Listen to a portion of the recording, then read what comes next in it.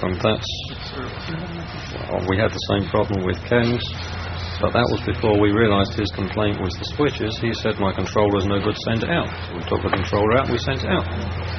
And 6 months later, and $350 later, it came back, and the write-up was change the switches. So I said, gee, is that what you wanted us to send out? We're going to fix that for $9. But that's basically what it was. I'd like to pass on a little rule of thumb, guys that are flying 601Ps and 602Ps, so that you don't expect more out of your system than it's designed to do. To maintain a 5,000-foot cabin or higher is going to require 20 inches of manifold pressure as a minimum. If you pull less than that amount of manifold pressure, you will not be able to maintain even a 5,000-foot cabin. For each 1,000 feet below 5,000 feet that you would like to maintain, add 2 inches of manifold pressure. So a 4,000-foot cabin will require 22 inches, 3,000-foot cabin 24 inches, 2,000-foot cabin 26 inches, and obviously all the way down to the sea level cabin with sea level pressure 29.92 inches. That is what's required on 601Ps. On 602Ps, one of the benefits of having the extra manifold pressure in the low compression design is that you can maintain all the way down to a sea level cabin with only 23.5 inches of manifold pressure. And it's roughly similar for the Mach and engine conversions, the 680 and the 700, even the 650. You use the 2-inch rule starting at 23 then? Basically, yes. It would follow the same format. But if you expect more than, don't expect to maintain a sea level cabin at 20 inches of manifold pressure, which means that you're obviously having to plan your descents from a much greater distance out if you want to keep your power up and your engines warm and your pressurization intact. Question, the use or non-use of the manual, the little ring, the little knob inside the big ring. When should you use it? When should you not use it? It's, I'm just curious, are there times when you shouldn't? The motor drives this whole shaft. Right. So having designed it to run around an electric motor, they said, what happens if we lose all our electric? We can't change our pressurization. Right. So someone said, well, we better put a backup system in. So what they did is they stuck a knob on the front of this whole shaft, so when you turn that knob, the whole thing turns, which does the same as turning the motor. So the essence is, there's no need to use it. The motor does it all for you. But if before takeoff you decide you want to adjust it, you can do it, but you've got to do it real slow. Real slow. If you do it that, Jim, let me just clarify that. Pre-takeoff, it doesn't matter what you use. In fact, the use of the inner knob is preferred for making very rapid, very coarse changes, and since you're not in flight, there's absolutely no effect on your ears. So all you're doing, let's say you go from an airport that was up at 6,000 or 7,000 feet elevation, and your next departure is at an airport that's basically sea level. There are often times where even if you put the rate knob on full increase and you use the outer knob to set yourself up for that subsequent departure, you have departed well before the outer knob has reached its 12 o'clock position. Right. To address that phenomenon, what you want to do is, in fact, grab the inner knob and put your altitude at which you would like to start the pressurization directly under the 12 o'clock index. Mm-hmm. You can do that, guys, only on the ground. If you grab that same inner knob in flight while you are pressurized, the cabin's rate of climb and descent will directly parallel the speed at which you are moving that knob, and it will peg in one direction or another and really clean your ears out. So if you want to use the knob, by all means use it pre-takeoff, and don't use it in flight. One other little piloting tip, and that is the pressurization people suggest that you do not ride on the outflow valve. In other words, if you are anywhere near max differential, you are not on the controller side of the, you're not letting the controller do its controlling. You've got the overpressure feature just rapidly opening and closing the valve, assuming it is working, and that's not allowing the controller to do its controlling. So set your outer knob 500 feet above the aircraft's flight level. So if you're at 21,000, turn it up to 21.5, and you'll come down to about 4.2, 4.15. You'll still have a plenty low cabin, but the outflow valve will not be going like this against the bulkhead, which you'll see in a cabin rate of climb and descent indicator excursion like this, which will be annoying to you. Now, what Rob is meaning by that is that when your controller, when this back part of the controller is working and you're in that max diff mode, when this says, hey guys, I'm up at my limit, it just goes bloop and dumps your cabin out through the outside. And as soon as it dumps it, the pressure drops and the valve snaps shut again. And that's basically what Rob's describing. When you get below max diff, then of course the valve sits there and floats very, very gently.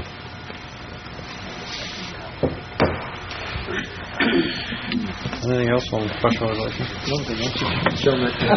I'll share with you a fix that does work, and since I don't know if it's been STC or 337 or whatever, I'll just share with you what I've heard. You heard that someone did this somewhere. On the carburetor in your car, the old cars that have regular carburetors, there was a little thing called a dash pot, and when you stepped on your gas real fast, it kind of slowly let the carburetor retract. If you connect the dash pot properly to the other side of that flapper valve, it will create the same action. So it doesn't flap back and forth, but will move in a more gradual way, and you don't hear any noise. You have ridden in an airplane where this has been done? I heard of someone who has ridden in an airplane where this has been done. and it does work quite nicely? It works perfectly, but you have to ask a particular person on the West Coast somewhere who can install it. Well, that's what Ellen and I were talking about the other day, and we were talking about springs and dash pots. And, well, that's the same concept. That makes sense, yeah. Would that have to be... Yes. The last 4 airplanes we've looked in, the inlets to the heaters have been just jammed up with bird's nests where they go in the ventral fin. And now what happens is you turn your heater on, you've got all the smoke, sparks and smoke entering the cabin. It's highly likely that's where it's from. Bird's nest goes right the way down through the door and impacts itself right on the end of the combustion chamber, which is closed when the heater is running. And the other thing we found on one aircraft was that the oil from the turbos had made its way all the way to the combustion chamber. So the back end of the combustion chamber was actually wet with oil, which I'm sure could woke you up with smoke in the cabin. Steve mentioned before about using swimming goggles in the cockpit. If you are a turbine aircraft and you're on 135, that is a requirement to have smoke goggles in the cockpit. And it's just for that reason. Alright, we've accumulated a load of other garbage here which I thought I would just randomly pull out and we'd have a little talk about. Ken mentioned before the V-band clamps. These are the magic V-band clamps. They are highly concerned of the bolt breaking. This bolt. If the bolt should break and there's no other means of holding this clamp onto the exhaust, which is holding the exhaust to the turbo, you've got a big problem. It's not something that there's any ifs or buts about. You've got a big problem. So when they came out and they said you have to safety wire this, I think there's probably one airplane we've looked at for the first time that was safety wired. Every other one we've looked at has not been safety wired. So I don't know if people are doing standard practice or not. But any time anyone touches one of these, make sure they're safety wired. And I think if you look up through the exhaust tailpipe opening, you can see up there to the pipes most of the time, and you can see if they're safety wired. Not only these two, but the one big one that holds the turbo bodies together. Are you using heavy wire, Alan? Should be using 41 gauge wire. The bulletin actually says, quote, the safety wire V-band clamps. It doesn't specify the tailpipe clamp or the wastegate clamp. It just says the exhaust V-band clamps. Or how the safety wire is going. I beg your pardon? I mean, it's not even really telling you what to wire to what either. It shows a picture, and it says per figure 1, and it shows a picture of the safety wire loops through here at the top, twisted together along the length of here, and then twisted back through this loop through there. So that if this bolt should break, the safety wire theoretically is still going to hold it together, and that's why they tell you to use 41 gauge wire, because it's the thickest. So that was these things. We've got some more of Steve's favourite items here.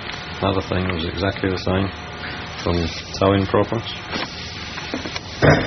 Everybody knows to rotate your steering collar. That's only in the sort that Steve showed. In this one, the pin is pinned in place through the side, so you can't rotate it. So this one's either there or it's not there. Is that old and new? I mean, the new ones are the ones that you can rotate. I think they're solid and... I'm not sure which ones they are. It's the newer ones that have the shear pin design, so that the bolt is going to break, or the shear pin will break prior to the time that you take the casting on the collar. Not always, I guess. Not always. I've broken the collar. What's the design? Or I've had it broken for me. What do you think is safer? If you have the one with the shear pin, should you change it back to the old kind? Nothing you can do. It's different nose gear, I believe. I think the safest thing is to make sure that you've got your toe limit marks on the nose, so that everyone can see from the outside where the limits are. Not to have the toe limit at the toe limit. That's right. It's smaller than the toe limit. So when they think they've already broken it, they're not quite there yet. How do you know if that limit's right or You put a tow bar and pull it over.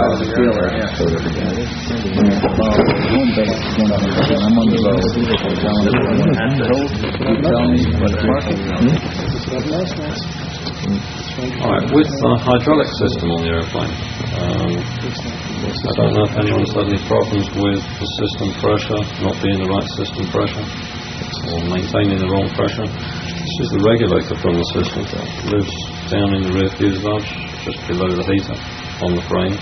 On here is the adjustment for it's the relief valve system for the regulator. It's externally adjustable. It gives all the information in the book about it if your mechanic ever has to adjust it. If your system pressure is too low as a relief valve function rather than as a leak, then this is where the problem is. We also found that on one Aerostar that did not have the auxiliary pump, having disturbed the system, the relief valve then went nuts when we coupled everything back up again. We can only believe that somehow or other some dirt got into the system during the coupling or uncoupling of the hoses, although we're not sure. But at that point, this relief valve just went absolutely nuts. And we ended up taking the thing out and buying 2,000 psi of nitrogen through it with gas to wash it all out. We put it all back in and it worked fine. But we never actually found out an answer to that. Does anyone have any questions or problems with the hydraulic system? Not including you. Not till 2 o'clock last night. No. There's one very important point, something that's not really emphasized in the manual, and it's a life-threatening sort of a situation. It says in the manual, if you have a fire on the right side, to shut your hydraulic pump off under that off-on hydraulic switch, shut-off switch on the right lower panel.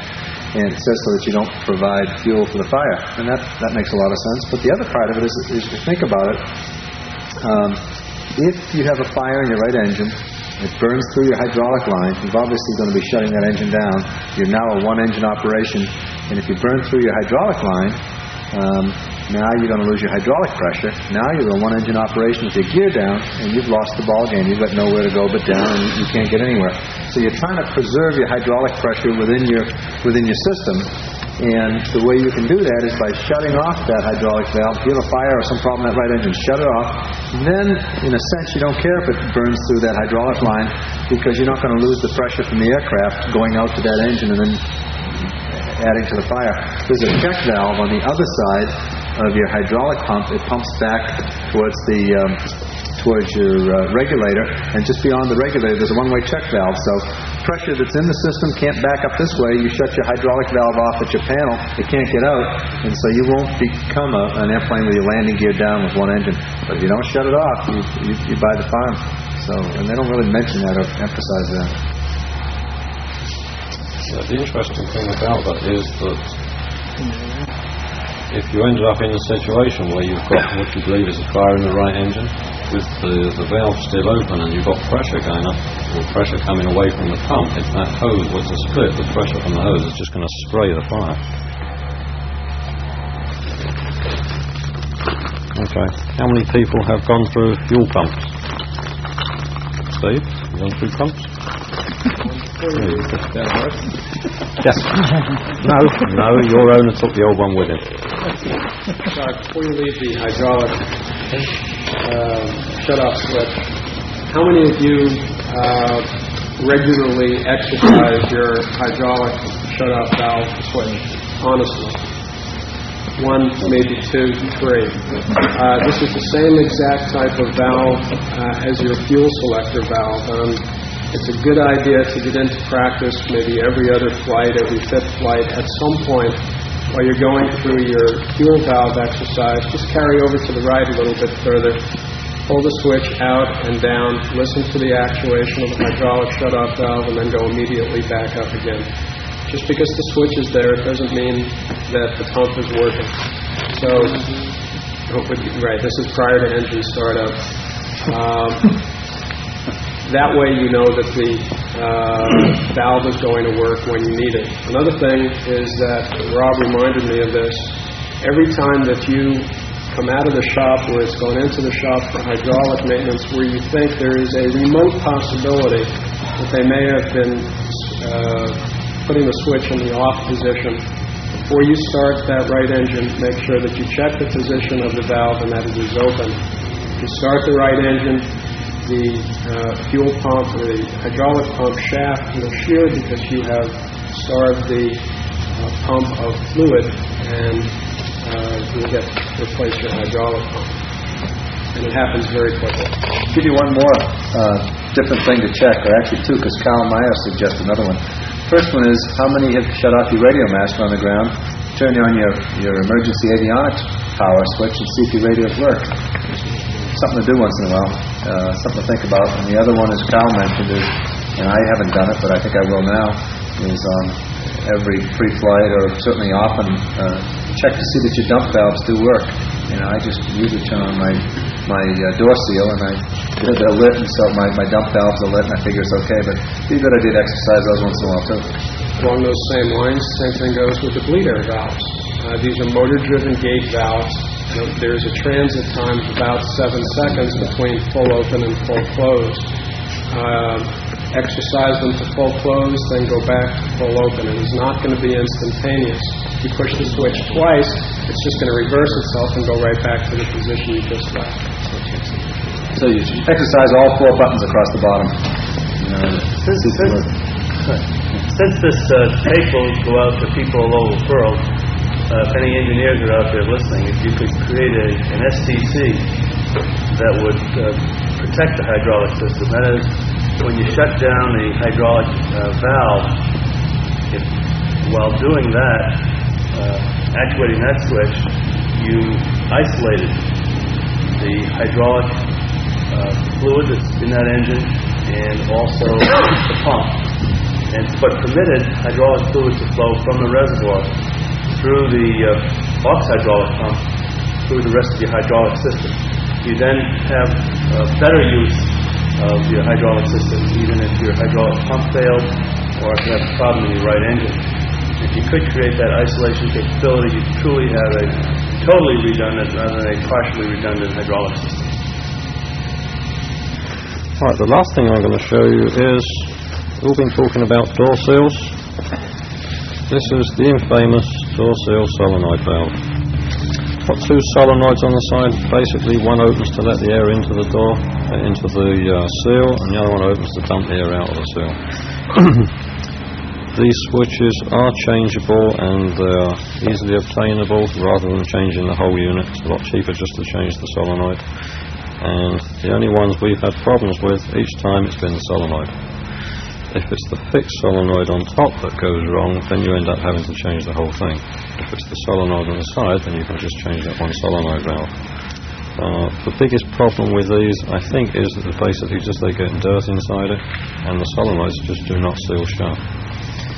If you were to take the solenoid off the side, you would notice that the centre of the solenoid is actually the valve portion. It goes in the centre end of the solenoid and comes out a bleed hole on the side. We've cured a couple of them by just giving them good rinse out. Just line dry through them and cured them fine, rather than just going and buying a new one of these, whatever it costs. We're on for about 2.5 hours now. We're going to let Alan take a break for 2 minutes. Alan, you get an A+. You're doing a great job. We're reconvening this afternoon after a very nice lunch, courtesy of Carl, and we appreciate it. We're here in Danbury, Connecticut at Master Aviation. Early this morning, for those who made it in the early morning hours, we'd spoken about the fact that members of the Aerostar Owners Association have been able to reduce the fatality rate and the accident rate of flying this machine by 80%, and it makes the aircraft the safest aircraft flying, as well as being the most efficient and providing the greatest performance. The secret is really no secret. It's a matter of good maintenance and doing what we're doing here today, education, and the president of the association, Mr. Steve Oster, is in no small part a great part of this effort. And I'd like to introduce Steve. He has a few words to say. It's a lot of what I've learned has come from Steve. He's got thousands of hours in the Aerostar. He's been a member of the association for at least the past decade. And so in my mind, if there's a Mr. Aerostar, it's Steve Oster. And Steve, Again, I'd like to welcome and congratulate everybody to our first ever regional fly-in for our safety and maintenance seminar. I congratulate you because you're among a select few of extraordinarily safe Aerostar pilots. We can't even remember a fatality in our organization, maybe one in the last 10 years. And the accidents that come to mind are accidents that occurred as either a result of pilot error or that the mechanic improperly maintained the airplane. And this is according to the FAA. So we feel very, very secure about recommending that you come to safety and maintenance seminars to not only extend your airplane, but extend your own life. There are some benefits to joining the Aerostar Association, aside from the one I just alluded to. And the benefits include, and I'll just mention them. And as I mention them, I just want to make the point. This is what we're trying to stop. We're trying to stop headlines, and this is the first one I've seen in years like this. These days, I thought we're all over. These scare headlines where an uninformed writer is speaking against an airplane. And I think that we can stop that by raising our level of consciousness through one of our benefits, which is the Aerostar log. This comes out quarterly, and it has really a plethora of safety and maintenance information, as well as information regarding interesting flying experiences of many of our members, several of whom have flown around the world or across the Atlantic, or some participate in races.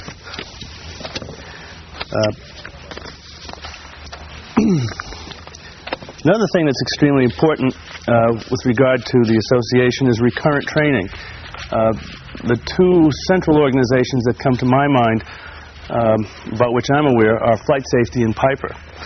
Now, there are other people who have specialized in it in the past. I think Airmanship in Rockford, Illinois, had given a course. I don't know if they still do. If they see this tape, I wish they'd let us know. Flight Safety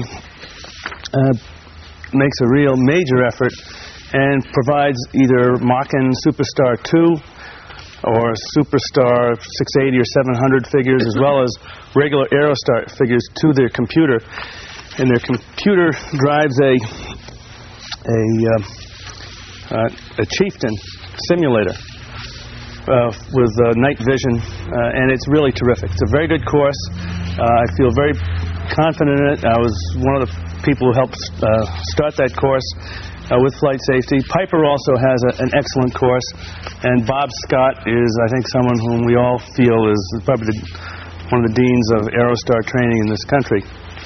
But I really recommend that you get recurrent training at least once a year and fly with somebody who will help you with regard to questions such as Flight Safety poses in their letter that they may have sent to you as an Aerostar owner.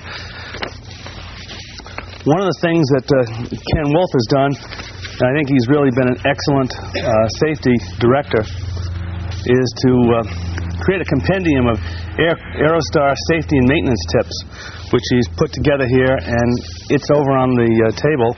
Please take one of those with you. I've also included a book called Single Pilot Operations, which I'd like everyone to take home as a gift for today. And that speaks to procedures and sort of style of operation for many of us who fly hard IFR hours in busy TCA areas in a single pilot. It's important to read, and I suggest you give it great consideration. There's another point to safety in the Aerostar, and I'll then continue on the benefits. And part of that safety is communicating with your mechanic. First thing is to make sure that the mechanic understands the airplane. And I'll allude to a directory which we're going to produce, our organization is going to produce later in the year, a directory of people who specialize in Aerostar maintenance. We understand that they specialize in it because they have told us that they do, according to a questionnaire which we've given them. And so they've got to see more than 1 or 2 Aerostars a year. If you have a question as to whether you want to use that particular service center, you could certainly call them and ask them for some references. And you'll also have a directory of people that you can call in that area, a directory of Aerostar owners. So you can check on them, and then if you make the decision, we're not recommending one over the other, but if you make the decision, it'll be an informed decision. And in communicating with that so-called informed maintenance person, you want to maybe buy a guide like this, the troubleshooting guide, the engine troubleshooting guide. It's produced by Light Plane Maintenance, and it has an extraordinary list of possible problems that you could have with any light airplane: turbocharging, oil pressure problems, EGT, CHT problems. And if you're aware of some of the right questions to ask and be aware of what symptoms might be occurring accurately while you're flying, you'll probably do a lot better and save a lot more money when you have your airplane maintained. The Aerostar log is very, very important. You may have read in everybody here a member? Is anyone not a member? You will be before you leave. You're going to give it Yeah. If you're not a member, there's a $100 charge.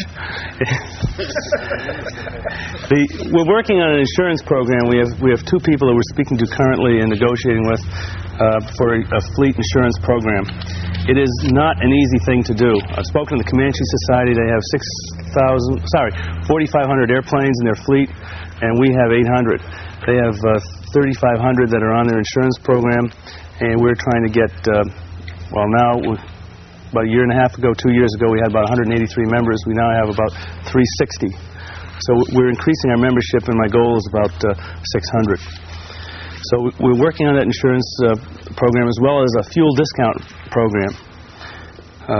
The safety and maintenance seminar is extremely important. I really recommend you go to this not only to meet people, but to raise your level of consciousness about what's happening in your airplane. A simple thing that we learned today was regarding the pressure pumps and those little pips in the pressure meter. A lot of things, little subtle things that you'll miss unless you fly with someone who's informed or you get informed yourself.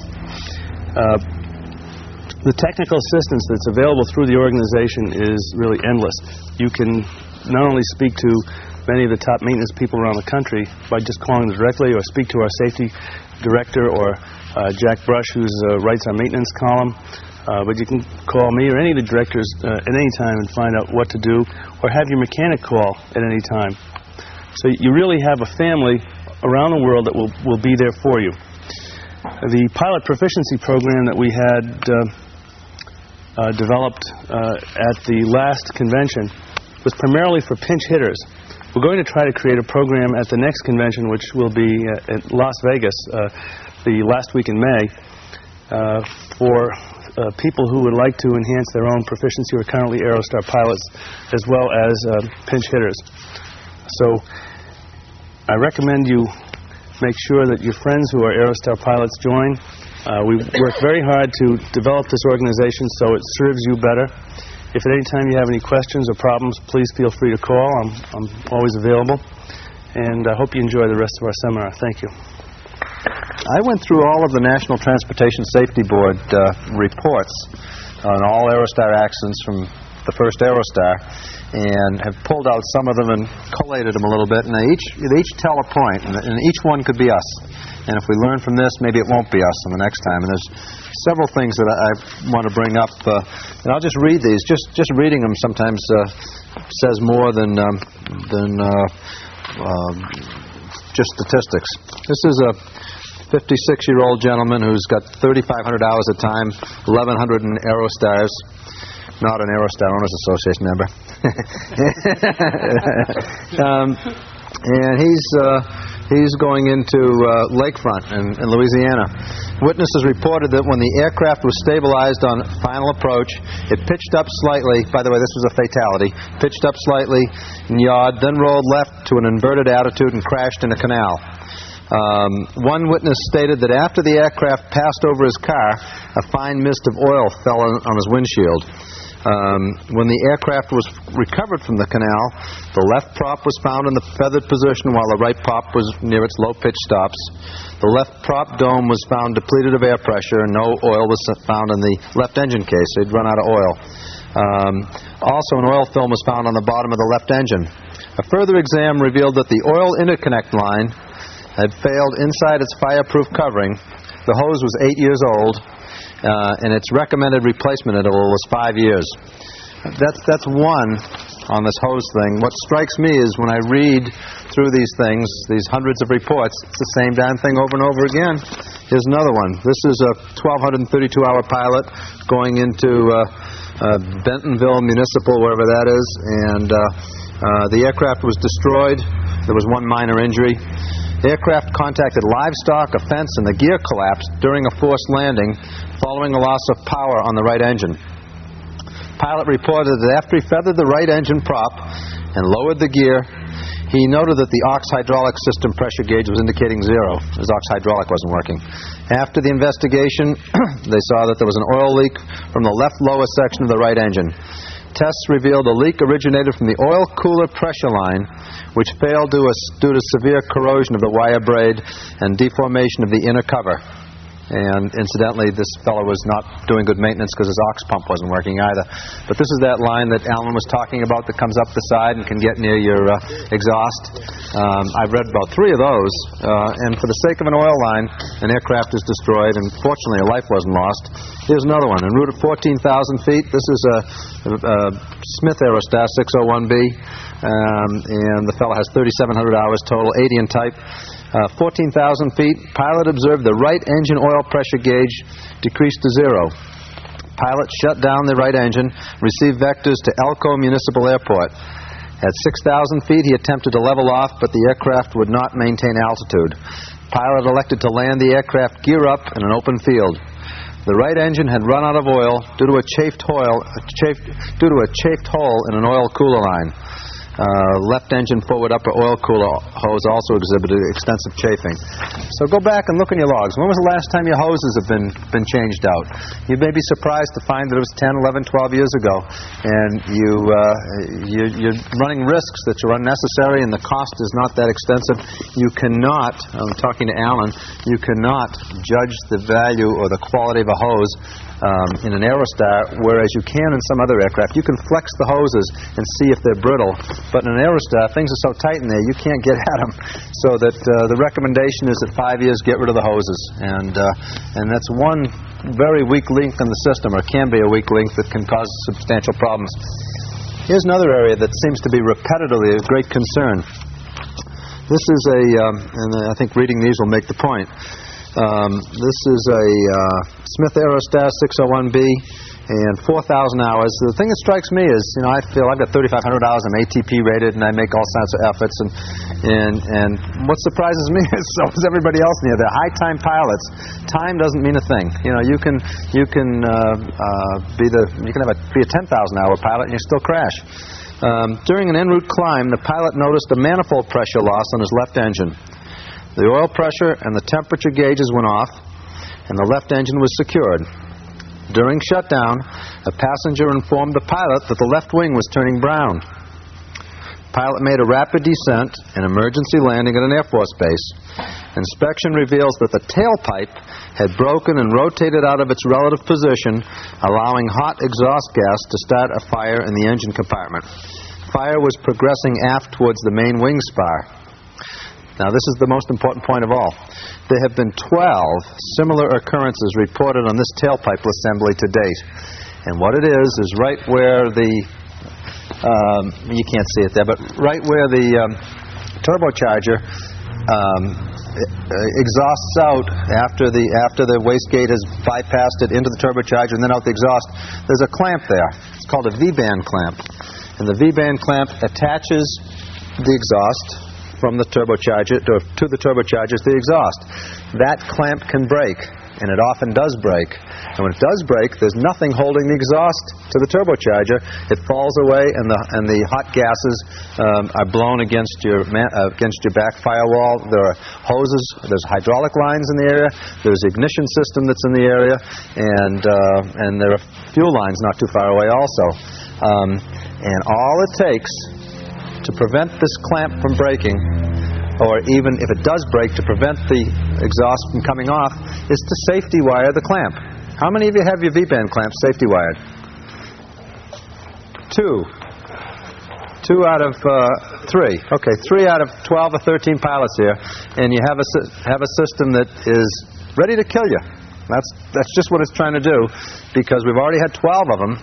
And it takes an hour. You have your mechanic safety wire your V-band clamp. Surprisingly, I called the FAA on this one. This is only a service bulletin. It's not a requirement. It's only a service bulletin, but it says, if you want to keep going safely, you should safety wire this. So if the clamp breaks, the exhaust still stays in position. So that's a real substantial element to look into. 9 or 10 of you, the first thing you do when you go home is go talk to your mechanic and say, hey, let's get this thing safety wired. It's really important. 2 minutes after, and I'll tell you why it's 2 minutes after why it's important. Because this fellow, who is now dead along with his 2 passengers, took off from Eglin Air Force Base, heading to Huntsville. He's got 950 hours. 2 minutes after takeoff, pilot reported a loss of his left engine. He was immediately cleared for landing at Eglin Air Force Base. While maneuvering for landing, the left engine and wing separated from the aircraft. The engine was separated from the wing and showed evidence of in-flight fire. The most intense heat was in the engine accessory section in the area between the fuel servo and at the junction of the inboard turbocharger and its exhaust.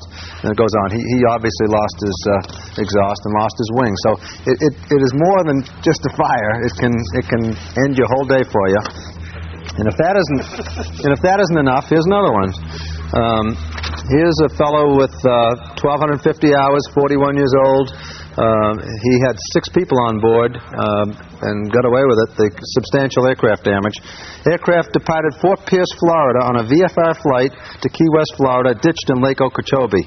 While climbing through 5,000 feet, the left engine lost power and started surging. The oil temperature gauge failed, and smoke came from under the instrument panel. What are you going to do when smoke comes under the instrument panel? And you've got in your mind, what are the things to do? Where can it be coming from? First thing it could be is, and the simplest thing is your heater. Turn off your heater. Second thing, it could be an electrical fire. Turn off your master. You all have your backup KX99 system so you can talk. And Scoop over here has already shot after a total electrical failure, shot an approach into Logan Airport safely with his handheld radio with its navigational capabilities. So you all should have one of those. He wrote about it in the last Aerostar log, and he's here to talk about it. And fortunately, we're happy he is. So you don't mind turning off your electrical system because you still have navigation, you still have communication. You shut off your heater, you shut off your electrical. The only other places it can be is your engines. Look at it. Is there any smoke coming out? Are your turbochargers blowing smoke out the backside? Are your engines turning brown? And you don't want this contamination to keep coming in, so hit both your dump valves.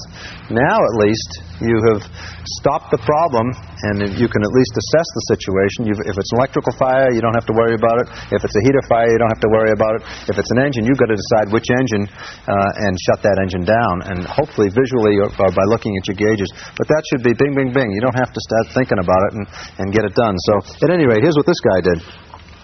The pilot reduced power on the left engine. You've got smoke coming in. Requested vectors. The other thing is naturally your oxygen mask is right behind your co-pilot seat, so you can put your oxygen mask on. I've had 2 depressurizations at 25,000 feet, so I'm a believer in that one. So you can avoid the contamination of the smoke. You can breathe fresh air while you're trying to do what you should be doing. He thought the engine was producing power, so he didn't feather it. When he realized the airport could not be made for ditching, he set up ditching in the lake. Before touchdown, power was shut off, both props feathered, but the left prop did not feather. Inspection on the left engine after recovery showed the oil temperature and ignition wires ran in a bundle of 5 wires incorrectly routed within 1/4 of an inch of the turbocharger exhaust, which burned through all the wires and grounded out the ignition. And the left engine did not feather due to low RPM. We spoke about that this morning. Get it feathered before you get down to 800 RPM, or those locks may close it and you can't feather. So there's another example of fires. Fires are bound. There's something to be concerned about. And hoses are an easy way to lose, either to lose hydraulic pressure or to lose oil pressure. It's also a way to put combustible fluid in the engine, and with the exhausts being there, you can have fires. And here's the last area I want to talk about for now, and then we'll go on. I mentioned this morning that 1% of this entire fleet has been wiped out in the past 6 years from stalls. You know, they make them without stall warnings? You already have a 700P? No, a 600. You don't have a stall warner on yours, do you? I always assumed I had one. Okay, you don't have a stall warning system. Now, here's a perfect example. Here's a gentleman. No, you have no stall warning system in your airplane. Here's an this is why we're here. Here. We just spoke about this one the other day, Steve. During the flare, round out 100 feet from the runway, 10 feet above ground, aircraft stalled at 100 knots. Well, we just said this morning, everything's cool. You can fly in at 100 knots and feel safe. But why did it stall at 100 knots? Approximately 1/8 of an inch of ice was present on the airfoils. If there were a stall warning system there, it would tell you. And the guy would have said, ooh, I'm in trouble. Give it some more throttle and keep riding it on down. He had substantial damage. Fortunately, nobody was killed. The pilot did not activate the de-ice boots prior to landing. Let me take your microphone. Okay.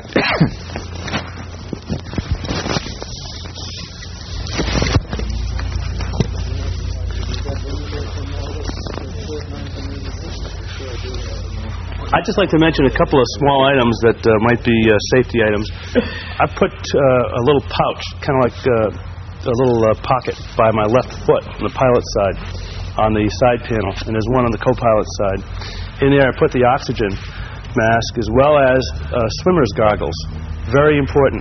I've had my cabin fill up with what I thought was smoke, and it was oil mist from a cross-shaft seal leak. And that can be very disheartening. So you want to protect your eyes as well as breathe oxygen. The other couple of small things I'll mention.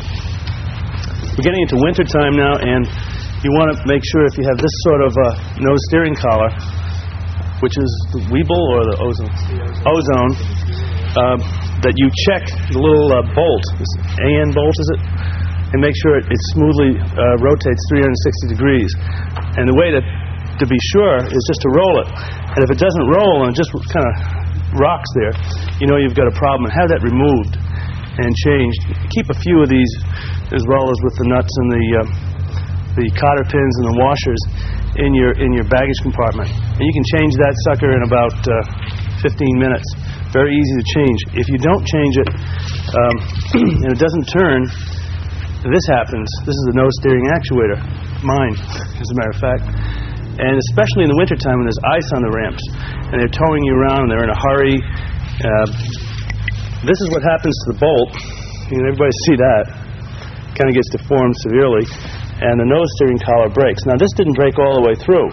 This was still working. But at the next flight, I did check it, luckily, and discovered the problem. Could have been a more severe problem if I hadn't checked it. One other area, now I guess Kenny's ready, is the sockets the door pins go into. Recently we were asked by the FAA to make a comment. Kenny was, and I shared my comments with him. We all wrote to the FAA about whether we should have the annunciator system.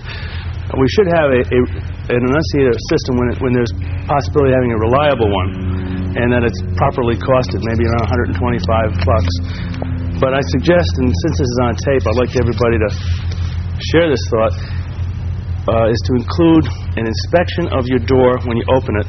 Just look one side, cycle it. Look at the other side, cycle it. If it worked 2 times, it probably worked 3. Do the same with the lower door. And occasionally, close the upper door and leave the lower one open, and just determine if there's any play left to right. Do the same with the bottom door.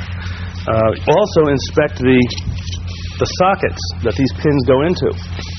Now here's one, I'm going to pass these around, which has an extraordinary amount of eccentricity.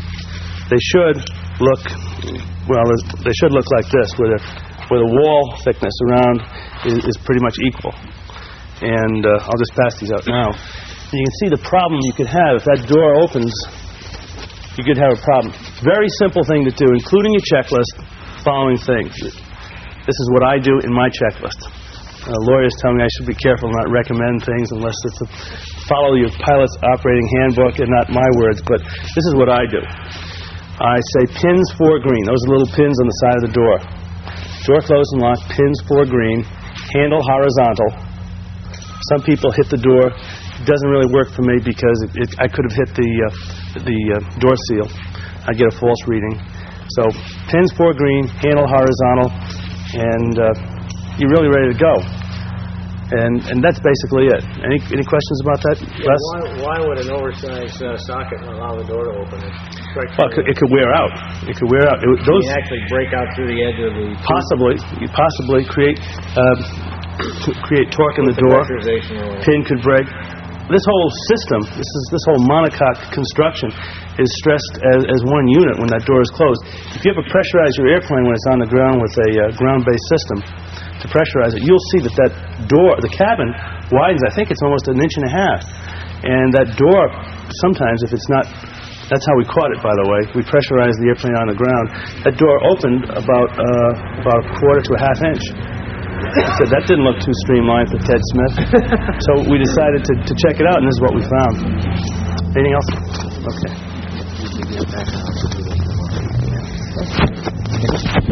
Oh, yeah, as always.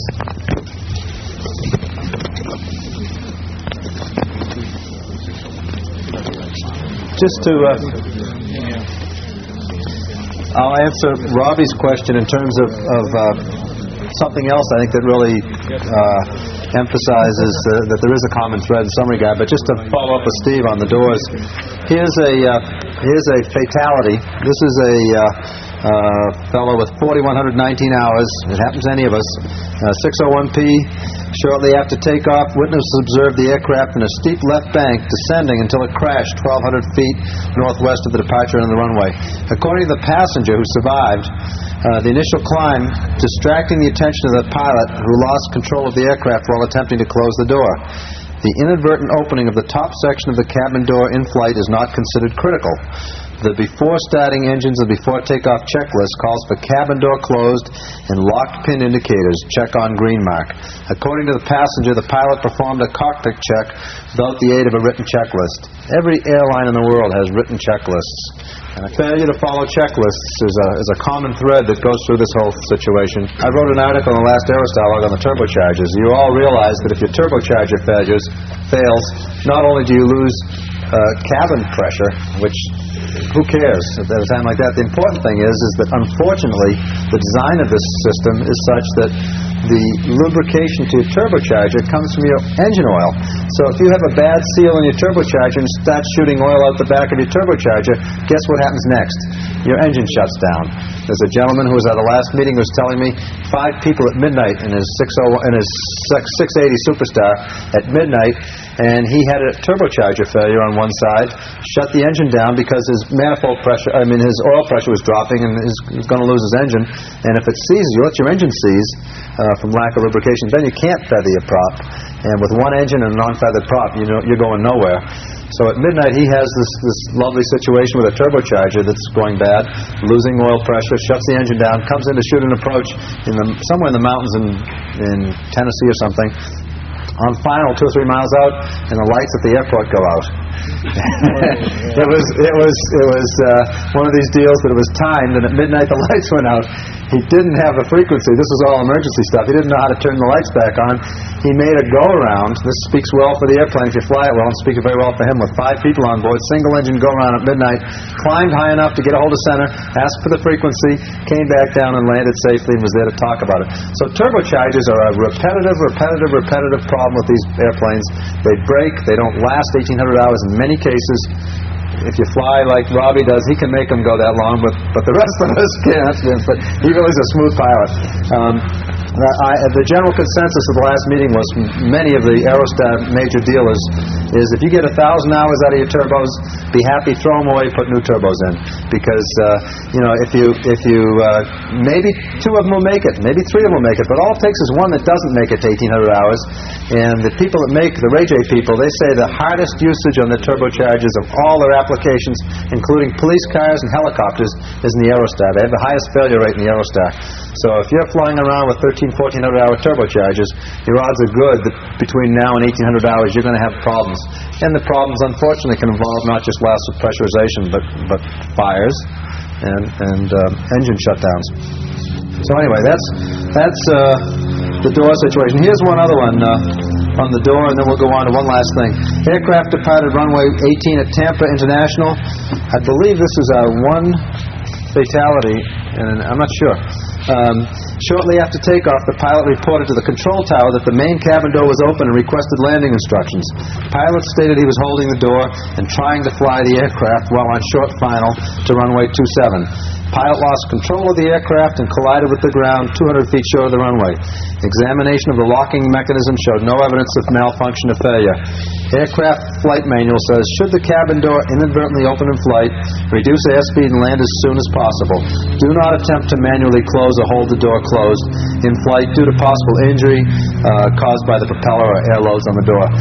You can fly this airplane. There's one person in this room who has flown an airplane, brought it back successfully with the door open. He's still here to talk about it if he wants to. If he doesn't, it doesn't make any difference. But if you just don't pay attention to the door, if it ever flies open, fly the airplane, slow it down to 120 knots, blue line, come on around and land. But don't put an excess load on that thing. All your maps and everything are going to get sucked out of the plane. They're all going right out the door, and it's noisy, and you have a hard time communicating. But you can survive. Don't get shook if your door opens up. It doesn't have to be the end of things. Here's the last thing I'll mention, and this is when you say common thread. You know what surprised me so much when reading through these things? It really upset me, if you will. So often, a single engine shutdown is successful in flight, and all the pilot is doing is flying his airplane to the scene of the crash. He doesn't know how to land the thing, and here's 3 examples. This is what happens, and it's the same thing over and over. While in cruise flight, this is a guy with 4,180 hours, 2,400 hours in type. While in cruise flight, pilot noted that the left engine began losing power and oil pressure. He stated that he then shut down the engine and feathered the prop. He declared an emergency and descended to land. While on final, he lowered the landing gear and selected full flaps to slow the aircraft. This is Jacksonville. This is it, okay. He stated the airspeed decayed and the aircraft began to roll and yaw to the left. Subsequently, it contacted the ground in a left wing low attitude, then partially cartwheeled before coming to rest. A post-accident examination of the left engine revealed that the turbocharger, here we go, turbochargers again, turbocharger oil seal had deteriorated and failed, allowing oil to escape through the turbocharger exhaust. Evidence of the beginning of progressive failure of the turbocharger. Left prop was not fully feathered as well, and pilot thought maybe he didn't fully feather it. Here's another one. Aircraft crashed into a residence 2 miles short of the runway after loss of power in the left engine. This engine was feathered, the gear was extended, but the flaps remained up as the aircraft continued the landing approach. Post-accident investigation revealed no irregularities. Pilot had radioed to report that he had a power loss, but said there'd be no emergency and no problem. Leave your gear and flaps up, and the other part of it is, if you're coming in with a 20 degrees of flaps at most, make sure you get to the airport. Don't wind up landing short. So what kind of an airport are you going to go into? You're not going to go into this kind of an airport, which is 2,700 feet, where this last guy decided to go with a single engine. While descending near the destination, the left engine stopped running. Pilot attempted 2 air starts, which were unsuccessful. He feathered and secured the left engine, requested vectors to the nearest airport. Visual approach was made to the Hunt Airport in Portland, Texas. Pilot stated he was having no difficulty in maintaining airspeed, even with the gear down, until he was on final approach. On short final, he extended full flaps. He stated that as soon as he put the flap handle down, he realized he made a mistake, but it was too late to take any action to prevent the aircraft from landing short. Aircraft touched down on rising terrain between the end of the runway and a nearby shoreline, traveled up the embankment onto the runway, then burned. Pilot escaped with only minor injuries. The fire-damaged left engine was disassembled. No pre-impact failure was found. And as I say, he goes into a 2,700-foot strip. If you have an engine failure, the purpose of that other engine is to get you someplace all the way to the runway. Leave your gear up, leave your flaps up, go to some 8,000-foot runway. Statistic that we came out, we reviewed the statistics, and the members of the Aerostar Association have an 80% reduced fatality rate by virtue of doing things like we're doing today, recurrency training, and knowing what some of the systems are. So I guess, if there are any other questions, what we'd like to do, Steve? If you want to talk about that door, I'd be glad to. Yeah. I just, is it okay? I had the door open, and I'd like to share this additional part of, I'd like to share this additional part, which really made the difference. Had nothing to do with the airplane. It had to do with procedures. Again, flight safety teaches this stuff. There's a concept called sterile cockpit. Nobody should talk to the pilot. This I'll recommend. I have no problem with that. No one should talk to the pilot until the pilot talks to them. So that's the policy in our family. I mentioned that to anybody flying the airplane with me. On takeoff and landing. Yeah, takeoff and landing. Do not talk to the pilot at all. What happened was my little, I guess he was 6 years old at the time, my 6-year-old son started talking to me and tugging at my sleeve, and he distracted me for just 1 second. It's all you need in my checklist. And the door was closed, and I didn't lock it, skipped that step, and then hit the inflate button later on in the checklist. Well, the door snapped open. It sounded like an explosion. Of course, it wasn't. It was just the air popping. It was that sort of sound. The charts went out. That was disturbing. I was running along a ragged ceiling, departing into IFR. Immediately, stayed in VFR, came around and landed. It was no problem at all flying the airplane, because the thing that I had drummed into me by flight safety was A, fly the airplane, B, fly the airplane, C, fly the airplane, and maintain, control. And in doing those things, I felt very secure in continuing on.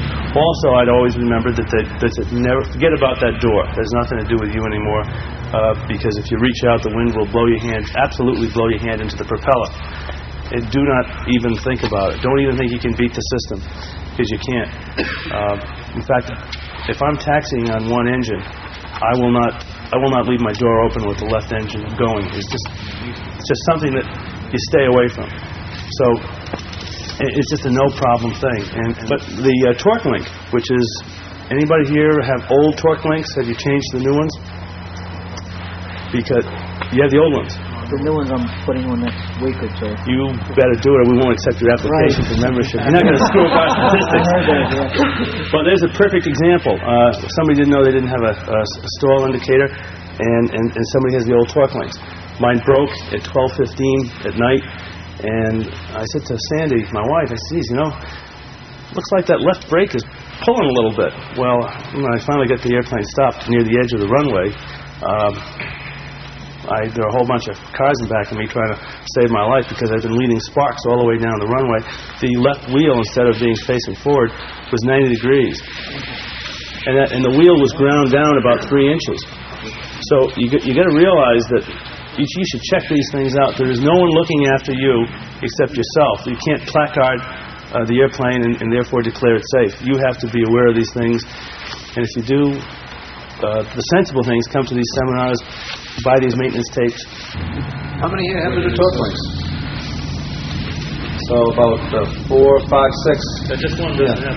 Yeah, 5 or 6. So a little more than half have the torque links. About 2 or 3 out of 12 have the safety wire of the V-band clamp, in spite of already 12 fires in the engine. How many have had the the water rudder or the vortex generators for the rearward CG problem on their airplane corrected.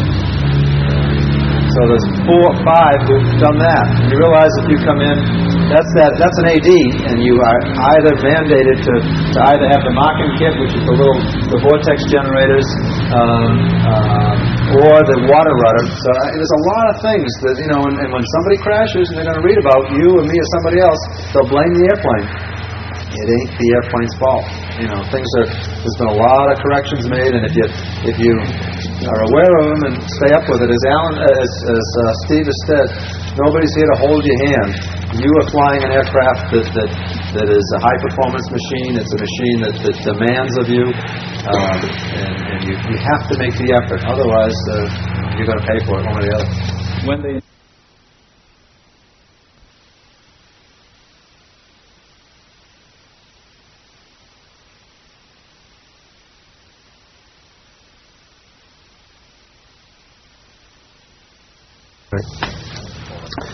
We're at Ken Wolf's 1979 601P, which has been modified to Mach-in Superstar 700 status. We're going to try to keep this particular pre-flight slanted towards standard Aerostars as much as possible. If you have any questions, please stop me along the way.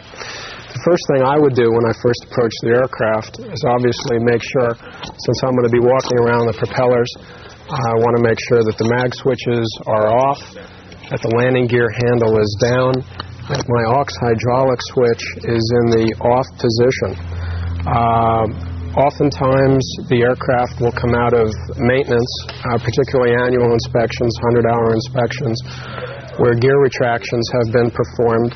And part of the gear operational test includes free falls. And it's quite possible with the gear handle in the up position, or in the up position, that you still have zero pressure on the system. Therefore, the gear is out and it's locked. However, if the aux hydraulic switch is in the armed position, and you go to switch on the battery, first thing as soon as you open the door, you rush quick and you turn the battery on. The aux hydraulic, or the pressure, the hydraulic system pressure is at 0. Your aux hydraulic switch is armed. What's going to happen? The nose gear is going to collapse. The nose gear is going to collapse. There's too much weight on your main gear for them to collapse, but the aircraft will gently settle down on its nose. And that's only because you were in a hurry and you didn't check the configuration of the cockpit before you rushed quick to turn on a switch.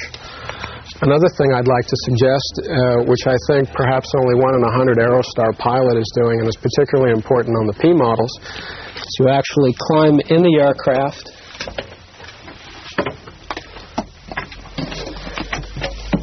and inspect your emergency exit to make sure that the emergency exit handle is fully stowed and that the indicator pins are pointing towards the green triangles to indicate that the pins from the door are fully protruding into the aircraft structure. There is also an inflatable door seal around the emergency exit, and for those of you who are trying to track down frequent pneumatic pressure cyclings, this is another place to check for a leak. We find that quite frequently. It's not just the main cabin door that has an inflatable seal, but also back at the emergency exit.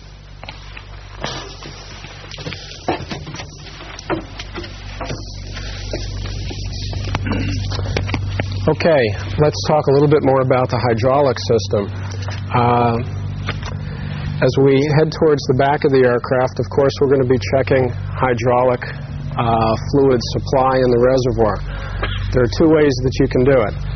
Number 1, there's the complete and proper way, where you check to make sure that you have 0 hydraulic system pressure, so that when you go back to the cap that has the dipstick on it, when you lift up the cap and you check the fluid level on the stick, it should be right at the full mark.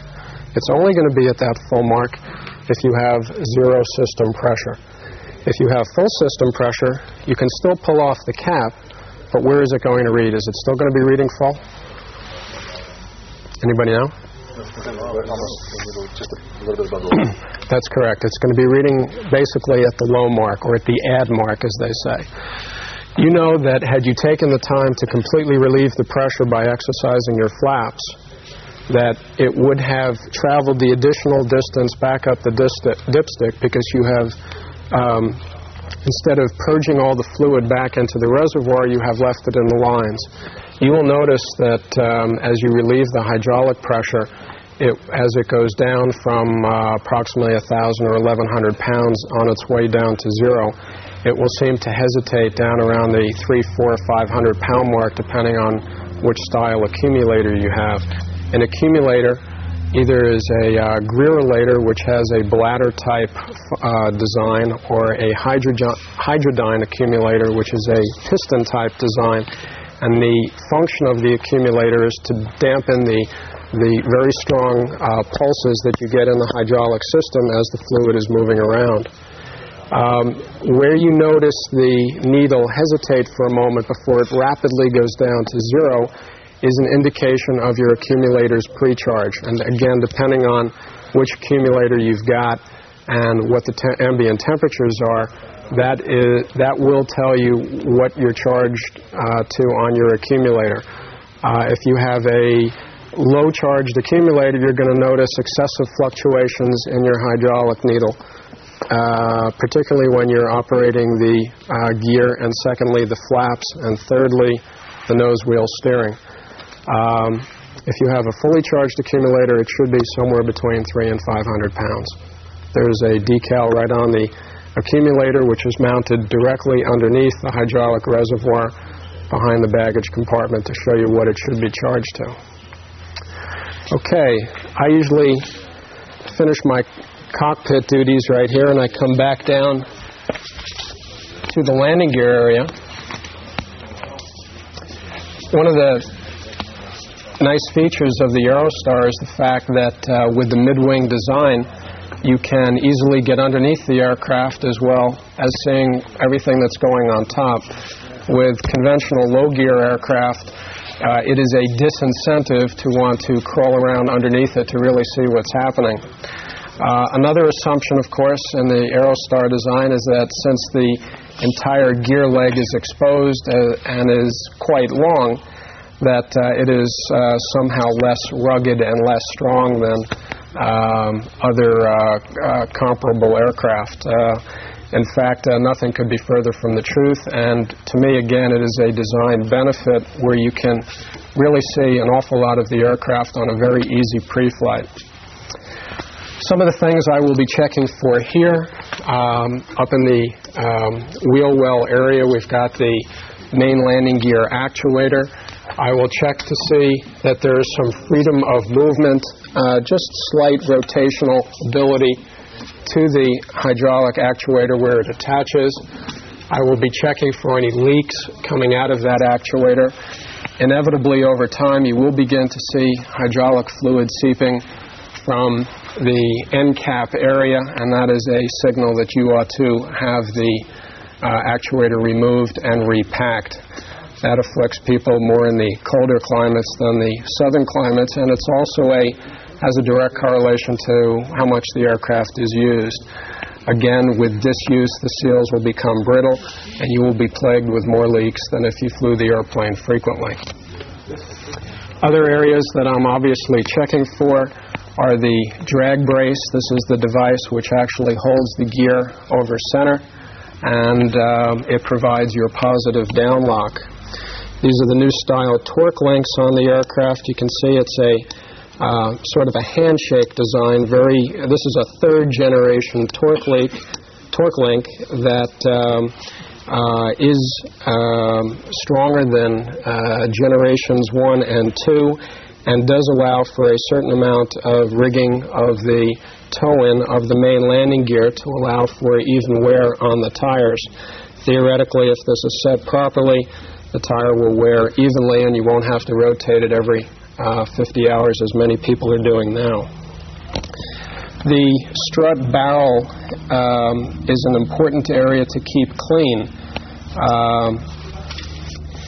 This is important because any contamination of this barrel is eventually going to find its way up into the upper strut housing, where you have numerous rubber seals and Teflon backup rings, and the net effect is that the seals will be destroyed and you will get a leaking strut, and it is a fairly extensive activity to go ahead and repack a strut. So you want to, for example, drain perhaps a little bit of 100 octane right from the fuel drains here behind me, put it on a rag, and keep this strut clean as part of your regular pre-flight activities.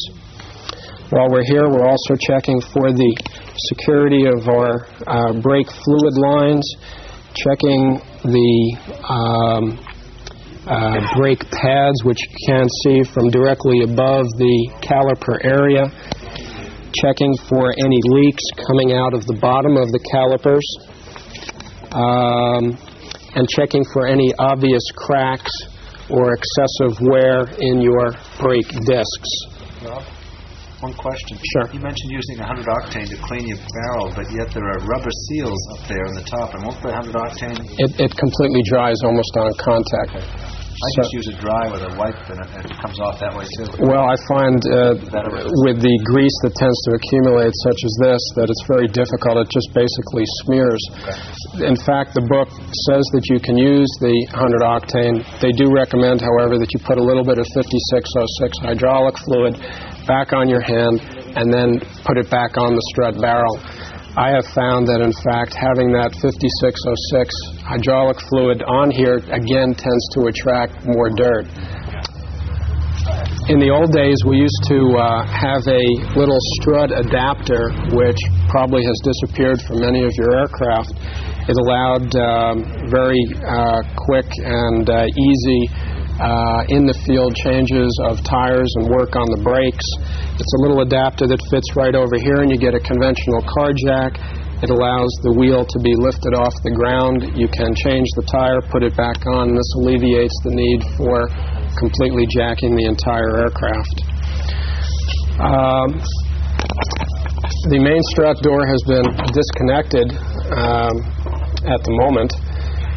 This is an area that tends to wear quite highly on the Aerostar, particularly up at the hinge point up at the top of the door. I'm simulating here what the door is normally doing while any time that the engine is running, whether it's just on the ground or in flight. And through that fluttering, which can be accentuated by a bad bearing down at this end allowing excessive wear, it tends to, over time, crack the hinge or the hinge-to-door attachment, and that is something that needs to be checked on a regular basis. Again, this is something that the pilot can do on a pre-flight, and if he noses excessive slop in the door, he can alleviate any more serious problems by bringing it to the attention of the mechanic, who in turn can take the steps necessary to cut down on that excessive play. There's no hydraulic connection on this door. It just follows whatever the gear is doing, so that as the gear goes up into the wheel well, the door will make a nice tight fit to the wing and the fuselage area. There's a tendency amongst those of us that haven't flown helicopters to just look at things and not get dirty as we do our pre-flights. Having flown helicopters for just a little bit, I am a believer in the theory that if something can come loose, it will come loose. So I strongly suggest that even if things look okay, that you actually grab them from time to time to check for the amount of wear, to check to see that things are tight. Just because these B-nuts don't appear to be leaking where they attach to this fitting on the top of the caliper, it doesn't mean that they're actually torqued down. Similarly, if there's excessive play in your torque links, now is a good time to find out rather than at 100 knots going down the runway. Tire pressures. 60 pounds in the mains, 42 pounds in the nose. That will vary for depending on the weight of the aircraft, but in general, 60 pounds for the mains and 42 for the nose. These are 8x650s. They're 70 on the mains and 40 on the nose. They're various size tires, and these are 70. Okay, these are 650 by 8 by 8, which is the standard Aerostar tire can, and that's 60 pounds and 42 in the nose. Okay. I don't know of a larger tire that is approved on the airplane. It certainly wouldn't fit in the wheel well. All right, so these can be checked. Pretty sure about that. Something I have seen done, which will it's a little touch, but it will help you greatly in the field. I have seen people paint or dymo label the tire pressure right here to the outside edge of the strut door. You go a lot of places where you need air. It's a Sunday afternoon. The maintenance shops are closed. You just want to put air in your tires, for God's sake, so nobody wants to touch it because they don't know what the proper pressures are. You can have, you could take a little artist brush and put the tire pressure right there, or dymo label it, and it's always there, so nobody has to guess. And the same thing on the one of the forward nose strut doors for the nose tire. Okay, on this particular aircraft, we have one of Machin's early generations through-the-wing intercoolers. We happen to have the access cover off. This cooler, which is nothing more than a heat exchanger or radiator, can be viewed now. Ordinarily, you would just see this exit ramp, and you'd want to make sure that it's free and clear of any obstructions to allow an uninterrupted flow of air through the inlet, through the cooler, and back out the side here. Over here, we have numerous drains which would normally be exiting the engine compartment area. These three solid drains here go to the area aft of the firewall, and in the event that you have a fuel line which has a leak and fuel accumulates after that firewall area, theoretically it is to flow downhill into these drains and overboard the aircraft. If you ever see fuel coming out of those drains, it is absolutely a no-go item. We have another fuel drain here. Excuse me, this is the this is the overboard fuel pump drain, which should be exiting the cowling. Ken mentioned that earlier. The tendency, since it is a small hole where it comes through the cowling, is to just let it push up and lay in the cowling like that. That isn't too bright, because then you will have a puddle of fuel sitting in the bottom of the engine, and obviously we want it to go overboard the aircraft. This particular induction manifold drain should have a rubber tube which extends around the outside and is held by safety wire, so it too can extend through the cowling. Perhaps one of the mechanics have taken it off from replacement right now.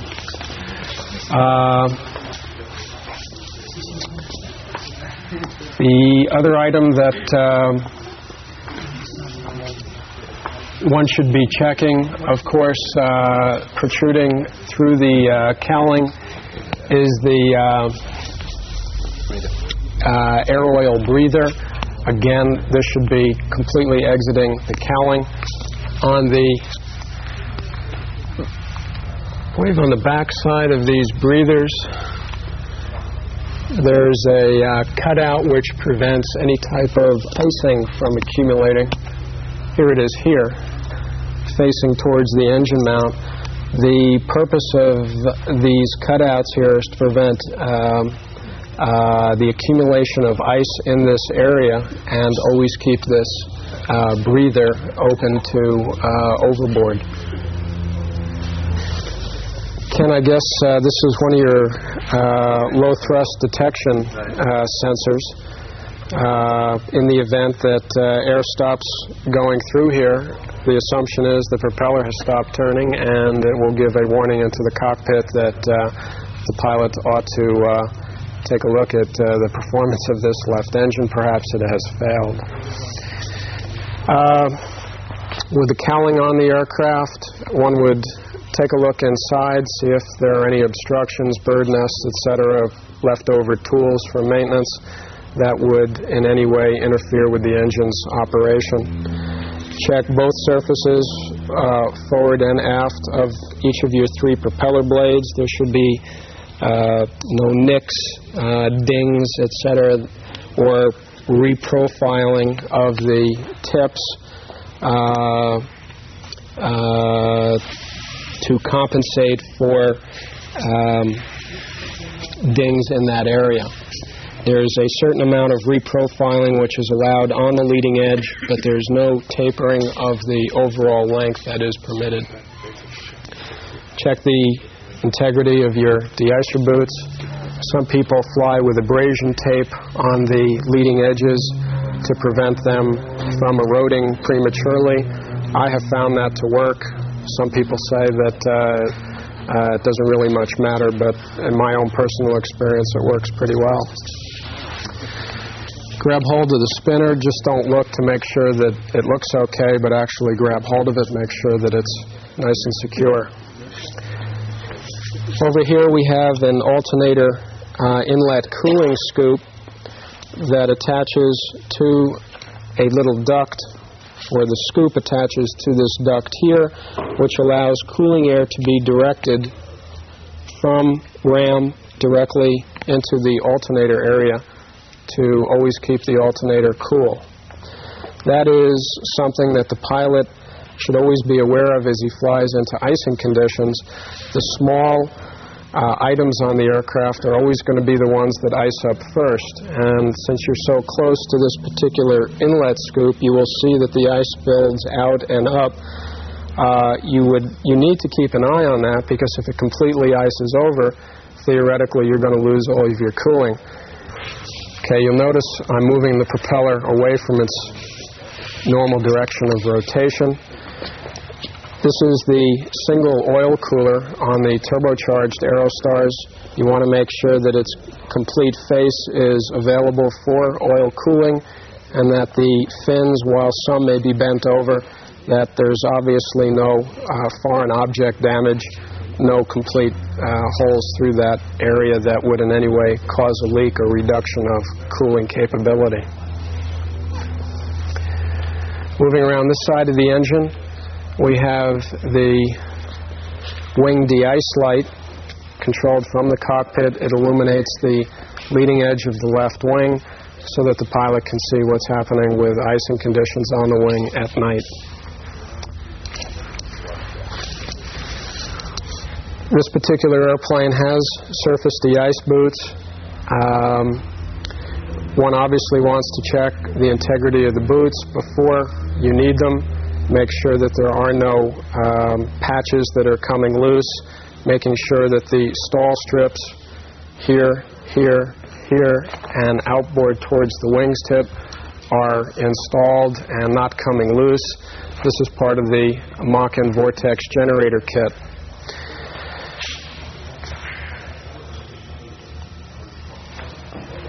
All right.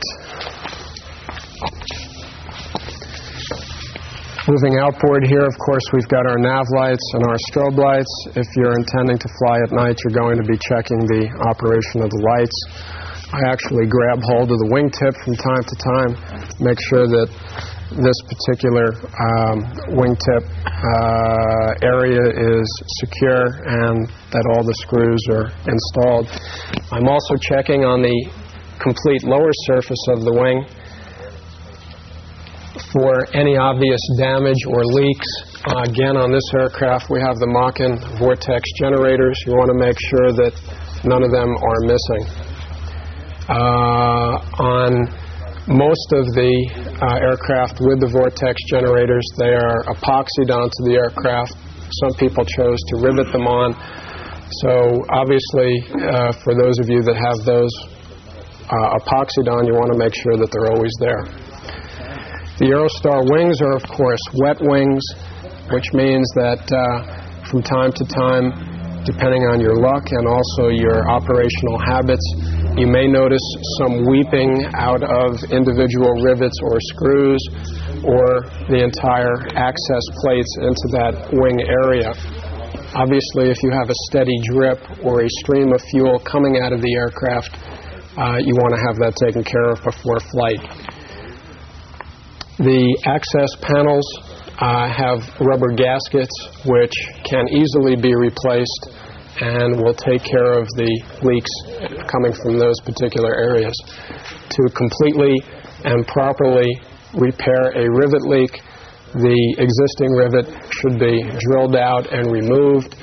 You go in through the closest access panel, you clean out the old sealant, which is on the back side of the rivet, and you shoot a new rivet in a wet condition and then also seal it from the back side.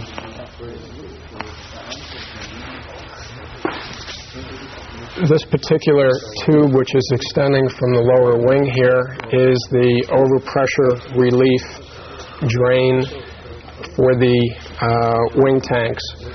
The valve, which is on the back side of the tube here, is set to open at 1.5 pounds PSI, which is saying that if the valve senses pressure in the wing is ever half a pound over normal, it will begin to vent the fuel from the tank overboard onto the ramp. Again, from experience, it seems that the thermal expansion of the fuel in the tank can exceed the rate at which this valve vents it overboard. So my recommendation is simply that unless you know that you're going to be flying the airplane quickly, or soon after it's been refueled, that you simply do not top it off until that time. I am not a proponent of leaving your locking tabs up, because sooner or later Murphy's Law says that you will depart with those tabs up, and then you will have a significant in-flight fuel emergency that really just wasn't necessary at all. We've got our static discharge wicks. You want to make sure that these little guys, which are often broken, are intact. They are easily replaced. They will enhance the dissipation of static electricity accumulation on the aircraft as you fly through areas of thunderstorm activity in particular, and enhance your communications. Over here at the aileron, you'd want to grab the aileron surface and gently move it through its full range of travel. You should not hear the torque tube rubbing inside the wing. If you do, that's an indication that it needs to be adjusted so that that wearing, that continual wearing of the surface is stopped. You also want to make sure that your rods and your push rods and your bell cranks are secure and the jam nuts are tight, and that there's a certain freedom of movement of the rod end. While you're moving the aileron, it's also a good time to look back at the rudder surface, and you will see that as I'm moving the aileron, the rudder is also moving. Again, one of the nice features of the Aerostar is the aileron-rudder interconnect. And if you are moving the aileron, you should also be seeing the rudder surface moving. The interconnect is located midway underneath the cabin floor, and if it is not moving, again, that is something that should be checked by a mechanic. It's easily accessible. Usually it just needs to be relubricated. This particular addition here is the AeroTrim Incorporated electric aileron trim, and it is controlled from the cockpit. It has its own dedicated switch and indicator, and allows for the first time the Aerostars to have proper aileron trim. The flap surfaces, you'd want to, and here's another reason why you wouldn't necessarily want to have the flaps fully extended when you finish bleeding or fully retracted when you bleed off the pressure. Perhaps it's a better idea to have them fully extended. In that way, you can check the entire leading edge of the surface for any type of damage. Each flap rides down on 3 tracks, 1, 2, 3, and the actuator which actually pushes the flap out and retracts it is located in the middle. Does anybody know where the sending unit for the flap position is back to the cockpit instrument? Okay, it's located also right here. It is controlled by this little arm, which in itself is connected to a potentiometer located just underneath this little access cover here. The instrument on the panel, therefore, will only read what this arm mounted to the left flap happens to be telling it. Therefore, you do not know, all you can do is assume what the right flap is doing. There is no physical interconnect between flaps on the Aerostar. Looking up in this area here, again, you'd want to make sure that there are no obvious hydraulic leaks coming out of the flap actuator, and that the jam nut holding the rod end securely in place is tight.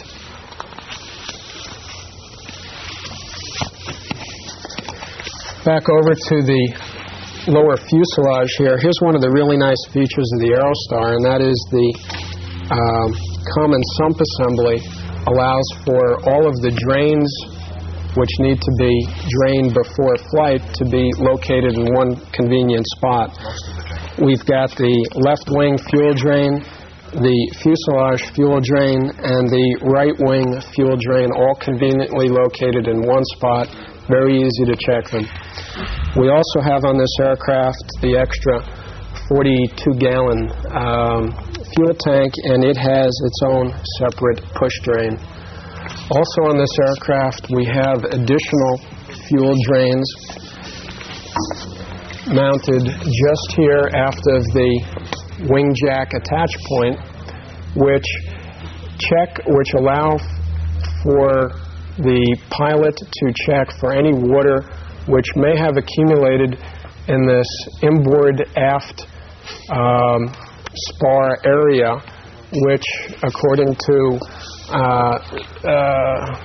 some engineering people, seems to allow for a pocket of water to be trapped in this area, which does not necessarily find its way to the standard push drains on the aircraft.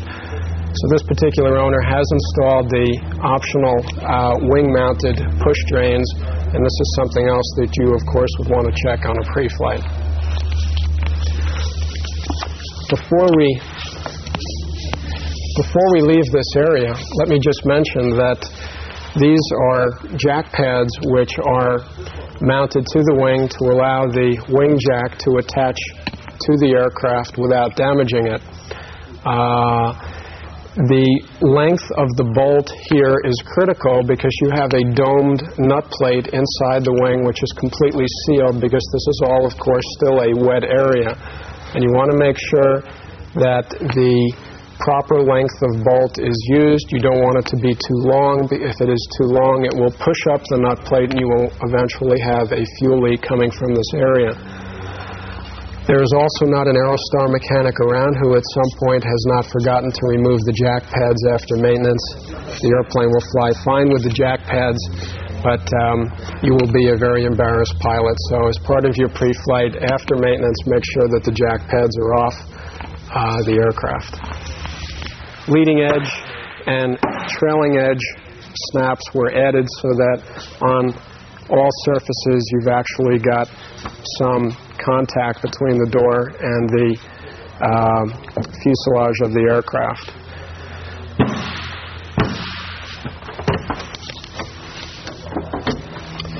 Entering into the baggage compartment, we notice a couple of things. Number one, another nice feature of the airplane, servicing the oxygen bottle on the aircraft doesn't require that you get a ladder or climb anywhere. It's right here at ground level. This is the access point for filling the oxygen bottle, which is located between stations 204 and 224 on the aircraft. So there's just a little line here that'll go straight back to the oxygen bottle. It should take approximately 10 or 15 minutes for the system to be fully charged up to 1,800 pounds. If for any reason the system is charged too rapidly and to too high a pressure, there is a overboard overpressure discharge disc, which is simply a tube coming down to a disc which will blow itself out, which will give the pilot an indication that the bottle was over-serviced and the pressure relief valve feature on the bottle was activated and it blew the disc out. All it's doing is giving the pilot a visual indication that this has been done, and you would of course want to query the mechanics as to why exactly that happened. It does not do any damage to the system. That's what the relief valve is there for. It won't discharge the oxygen bottle either. Does the oxygen go out to the oxygen bottle? The oxygen will go out. Anything over approximately 1,800 pounds will go out the overboard. It stops at 18 again. That's correct. That's correct. In the baggage compartment, we have the emergency locating transmitter. Again, it's fairly convenient to get to. It has 3 positions: off, arm, and on. Nowadays, it's probably an excellent idea from time to time to actually tune in to 121.5 just prior to shutdown to see if your ELT might be operating unbeknownst to you and putting out a signal that's driving everybody crazy. If in fact it is, you can come back to the baggage compartment, turn the ELT off, and troubleshoot the system to find out why it is operating when it's not supposed to be. Perhaps it was one of your hard landings that set it off. The switch for it is right on the forward edge of the unit. You can turn it to on periodically and turn on 121.5 on one of your comm radios and check it. After it is turned on, you would push the reset button and put it back to armed. That way it'll be armed for the next time that you want to use it. It's also portable. It has a small antenna which can be pulled out from the forward part of the unit. So if the aircraft crashes and you are able to get away from the aircraft to move to a different area, you can take the transmitter with you, and it has its own built-in antenna. Normally there's a curtain in this area. Since the curtain is off, it gives us visual access to the hydraulic fluid reservoir, which has built into the cap a dipstick. I don't know if you can see it, but at the moment the fluid level is midway between the low mark and the full mark. I don't recall where the pressure is on the aircraft system, but anywhere between the low and the full mark is acceptable for flight, assuming that you have, assuming that you know where the pressure is on the system. What I'm saying is that obviously if you have zero system pressure and it's at the low mark, it's not going to come back into the come back up to the full mark if you bleed off the pressure, because it's already been bled off. At that point, you would need to fill it up. A common occurrence on the Aerostar by mechanics that are not familiar with the aircraft or owners that are not familiar, they come back to the stick here without knowing what their pressure is. It's at low, but they've got full system pressure. They put more fluid in until it's full. All they've done is given themselves an opportunity to wash the belly of the airplane more frequently, because the excess fluid will come out this overboard drain here, out the belly of the aircraft. So the bottom line is know where your system pressure is, so that way you'll know where the fluid is supposed to be on the stick.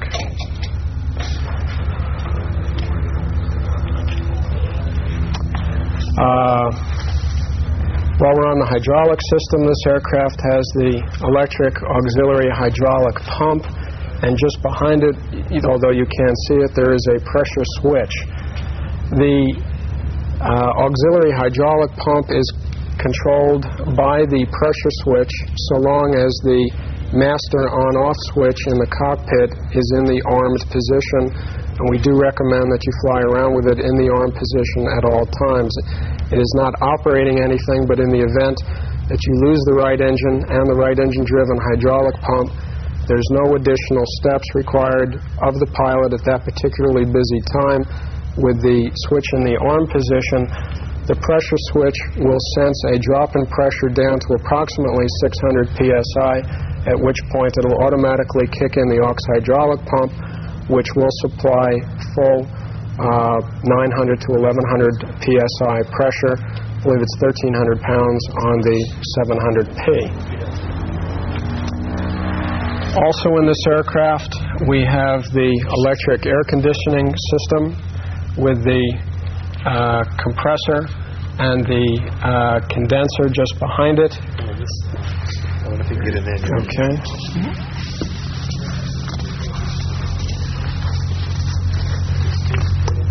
Inside the aircraft, on the rear bulkhead, we have the evaporator and fan.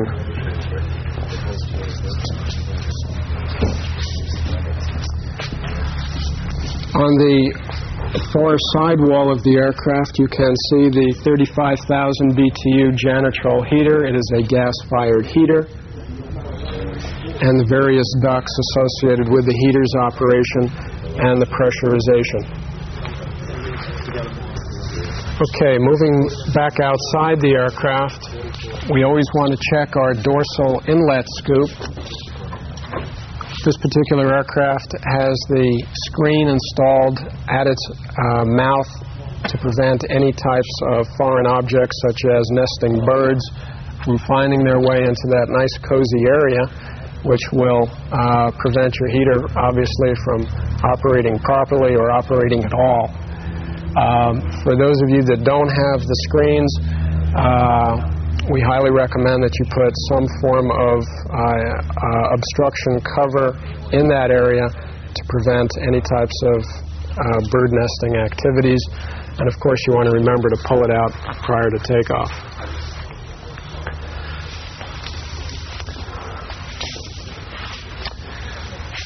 Moving to the left horizontal stabilizer. Again, this aircraft has the optional surface de-ice boots. You'd want to check for their adhesion and any types of holes that would prevent them from operating properly or introducing pneumatic leaks into your system. I like to actually grab hold of the surface and give it a good shaking back and forth to make sure that everything's nice and tight. Again, you have the row of vortex generators on those aircraft with the Mach-and vortex generator kit.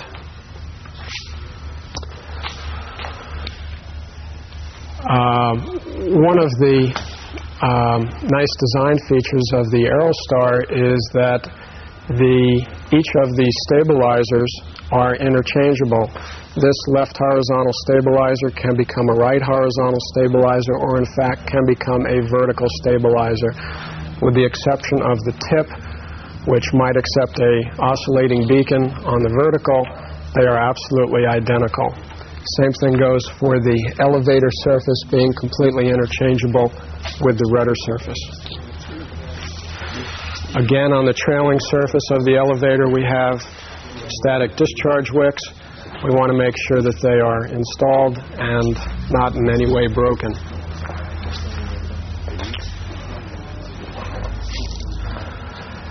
Moving to the back end of the aircraft, another feature I like very much is the fact that the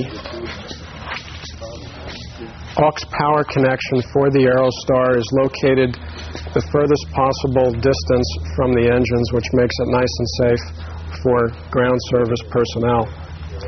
There's an access door here, which you can open with a coin or a common screwdriver, which allows access into the ground power cart attachment receptacle. It is indexed, so make sure that the cable is oriented properly before the ground service people put it in. In the tail cone area, we have the batteries for the aircraft, which are accessible through their own access cover. Another area to check specifically is the access cover, which has 3 spring compression clips, is fully seated onto the aircraft itself. Very often the middle clip is forgotten by maintenance personnel, which at high airspeeds would allow the door to perhaps peel back. And again, that's something that you should be looking for. It's most easily seen from the other side of the stabilizer looking aft.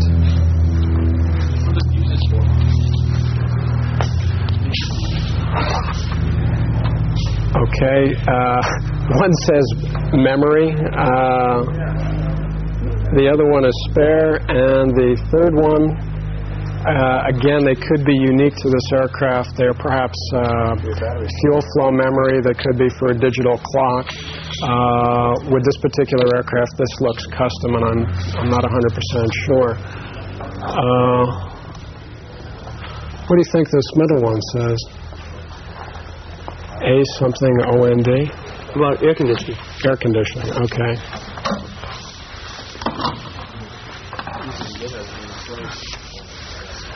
Same checks on your right elevator and your right horizontal stabilizer. Again, checking the leading edge surface. I'd like to point out before we leave this area entirely that the electric actuator which controls elevator trim on the Aerostar is located just on the upper inboard surface of the left elevator.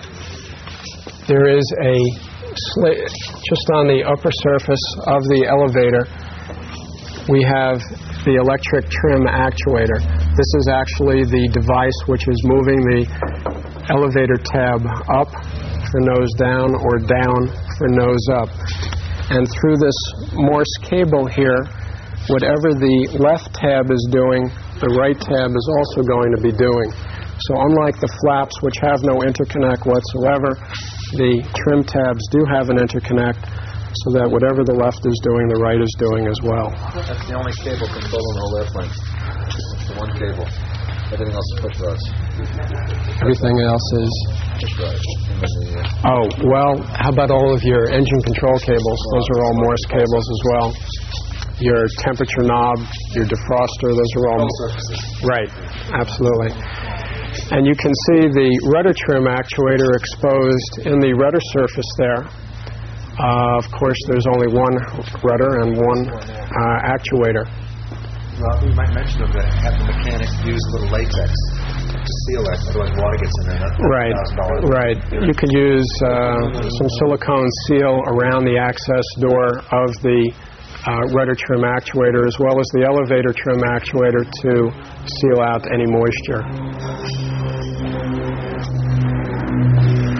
Along the right side of the fuselage here, aft fuselage, we have the condenser inlet for the air conditioner. We have the combustion air blower inlet, and we have the heater exhaust outlet.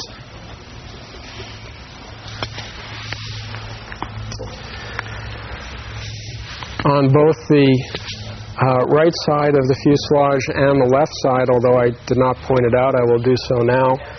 These are the fuel vents for the fuselage tank.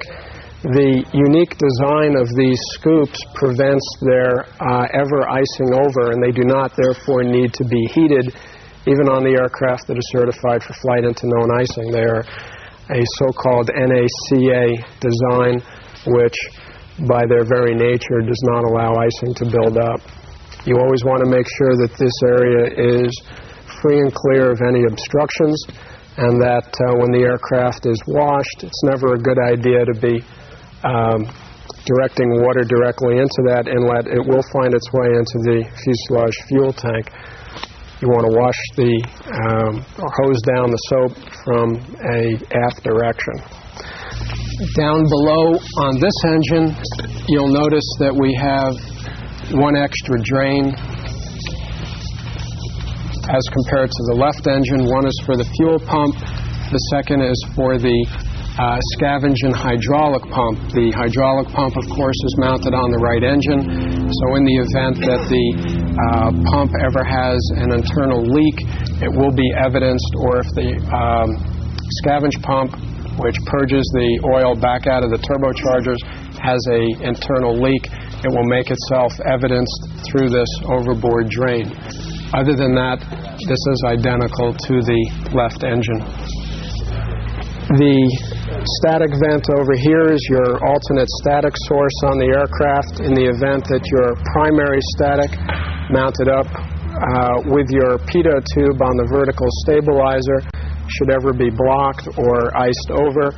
You can select alternate static on the pilot's pedestal, which will give you this particular static source location to operate your static instruments: airspeed, altimeter, vertical speed. Moving down to the nose gear area, we have the aft doors, which are opened up anytime the gear is down and locked. You'd want to grab both doors, and again, as you were doing with the strut doors at the main gear, ensure that they are nice and firm, that there isn't any unusual wearing of the doors, which might indicate rod end problems or problems with the hinges. The nose gear area happens to be one of those areas perhaps a little bit more sensitive on Aerostars. So those areas that you'd want to be looking at in particular are probably not easily seen up in this location approximately. We have the steering collar, which allows the lower half of the nose gear strut to be turned right and left. It is possible that in the course of towing the aircraft that the steering collar towing limits have been exceeded, in which case you have more often than not done some damage to the steering collar, either itself or the bolt which connects the collar to the steering actuator has become bent or in some way broken. The net effect is that the pilot does not have steering control over the aircraft, which is 100%, and in addition, it is very likely that there will be a nose gear shimmy if the pilot attempts to fly the aircraft in this damaged condition. We also have on all the P models and the later non-pressurized aircraft the squat switch located here at the knuckle of the scissors, which is actually engaged as the gear extends upon rotation at liftoff. With the switch engaged, it allows a couple of things to happen. Number one, on the pressurized models, the safety valve on the rear bulkhead of the cabin is allowed to close. Secondly, the landing gear lever guide lock, it's a little bar that is controlled by a solenoid behind the instrument panel, will pull itself out of the way and allow the pilot to actually lift the gear handle in its guide. Tire pressures are approximately 42 pounds. The axle spacers here between the fork and the wheel should be rotatable without excessive pressure. If there is too much play here, you can add shims so that there is no possibility of wheel slop left and right. Conversely, if it is too tight, a shim may be removed.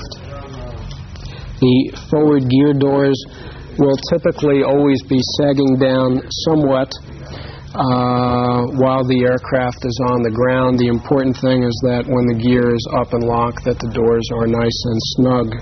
And very important nowadays, particularly on the Aerostar, which looks like a jet, you'd want to check not only the for the integrity of the fuel cap to the wing surface, but you are actually going to want to check two other things. Number one, that the fuel level is as desired for the intended flight.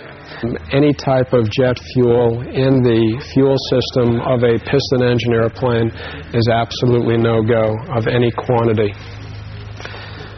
Putting the cap back locked like so, and you want to make sure that the O-ring, which is around the perimeter of the cap to help the cap to wing seal, is always in good condition. In fact, it's probably not a bad idea to replace them once a year at the same time that the fuel caps are checked as part of an annual inspection.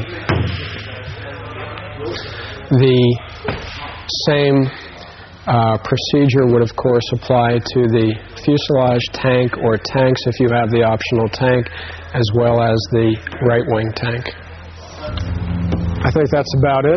Thanks for coming with us today. Well, we're coming to the end of our first regional Aerostar Owners Association Maintenance and Safety Seminar. We are extremely appreciative to Alan Speakmaster at Master Aviation and to Robbie Zahn of Business Aircraft Center, Steve Oster, the president of the Aerostar Association, and all of the participants here today. I think we've learned that the Aerostar runs on two things, or three things actually. It runs on gasoline, but it also runs on effort on the part of its pilot to learn the system so that the aircraft can fly safely, and it runs on a bit of money. This airplane is not an airplane that can be cheated on maintenance. It will come back to haunt you. I've made a few notes as we went through today. I think a conscientious Aerostar owner will involve himself in recurrent training, whether that's with Bob Scott down at Piper or somebody who's certainly proficient at flying the airplane. Particular attention directed at single engine work. We've seen the problems that are associated with failure to maintain the aircraft in a single engine configuration. Conscientious continuous maintenance to keep the airplane up to date is obviously paramount importance, and Alan has shown us how that can be done, or given us a sample of that today. A few things that perhaps haven't been mentioned. A lot of things have to be changed as we go along. Hoses, hydraulic actuators every 3,000 hours, they should be changed. Oxygen system has to have a check every 3 years to make sure it's not leaking. The turbos probably should be inspected every 500 hours, and give a thought to removing them at 1,000, or certainly examining them at that point. Heater every 100 hours has to be looked at. I've particularly noticed on my airplane, and I don't think mine's different than any other, at 2,500 hours I would certainly take a look at all of the pressurization ducts. I've already had 2 depressurizations because of failure of these ducts, and I think it's probably a good idea for all of us to run the aircraft somewhat rich if you can. At best power will perhaps pay great dividends in terms of avoiding cracks in the exhaust system, adding to the length of the turbocharges. The ADs are mandatory. The service bulletins are not put out by Piper so that they and their dealers can make money, per se. They're put out because people had troubles and they have fixes for these things. And things like the torque links and the V-band clamps and the hoses. And those are only a few of many, many things that can be done to make your aircraft run safer and allow you to live and fly another day. We've spoken of the stall warning system, which I personally am very enthusiastic about and would recommend. Graphic engine monitors allow us to be aware of each and every cylinder. As it is right now, you're only running one cylinder on cylinder head temp, and you're using one probe to average out 3 cylinders on one bank only, on one side only, for exhaust temperatures. So I've personally had 2 episodes where I'm very pleased to have had the graphic engine monitors on to tell me I had a problem that I wouldn't have known about otherwise. We didn't mention the differential thrust detectors, but in an engine out situation, they tell you which engine's the one to feather. I think it should be emphasized that flying with a checklist is important. We brought that up today. All the airlines fly with checklists, and who are we to think that we should go without them? And I would also encourage everybody to get involved in the Aerostar Owners Association, become an active member, and participate. You learn the most by participating, and I've certainly enjoyed doing this today. I guess in closing, I would say there's no crime in saying there's no crime in saying I don't have the desire to put this effort forth. I don't want to spend this money and time to fly an Aerostar. There's nothing wrong with saying that. What's wrong with it is flying the airplane if you don't make the commitment. Far better to go ahead and get yourself another aircraft that doesn't make this demand upon you. Fly a single-engine airplane, you'll be safer. Fly whatever it may be. But we have seen today with the statistics we've brought forth that if you do make the effort, if you involve yourself in conscientious recurrent training, if you involve yourself in your mechanic and good maintenance, and if you don't skimp, you can fly the fastest piston engine airplane in the world. You can fly it with the greatest degree of safety, more than any other aircraft out there, and you can have one heck of a time and you can feel pretty good about yourself. So we wish everybody a good afternoon. We want to thank everybody for coming today. I would, in closing, encourage other Aerostar dealers in other parts of the country to consider doing the same for their customers, give them a chance to know how they can help themselves, and I would encourage them to try to video these tapes so that they can be distributed. These tapes are going to be made available through the association for some nominal fee, whatever it takes for us to produce this thing, and so we hope we can spread the message. We hope others elsewhere will pick up the gavel and continue doing this, and I'll be the first one to buy the next set of tapes coming out of some other center in the United States. And in closing, we wish everybody a good afternoon, a safe flight home, and lots of safe flying ahead. Thank you very much.